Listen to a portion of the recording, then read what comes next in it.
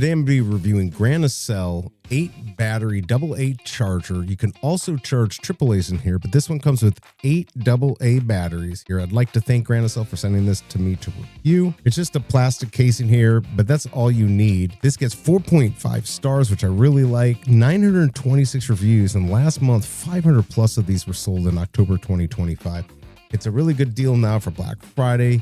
Always running deals. You can get more batteries. Like I said, you can actually also charge AAAs in here, so you can buy those separately if you need. What's nice, if you see up close there, they're 2800 mAh, so long-lasting power, up to 1300. You can get up to 1300 charges. Even at half of that, you're good to go. I really like these better for video games, for my kids' remotes. These seem to do better in my opinion. These are pre-charged and they can hold 80% of their charge up to 3 years. You do get the charging cable. It charges through USB-A to USB-C, so it's a fast charger. These batteries can withstand negative 40 degree Fahrenheit and up to 140 degree Fahrenheit on a hot day, which is really important when you're charging, and they do so well on Amazon. I think you're going to be happy.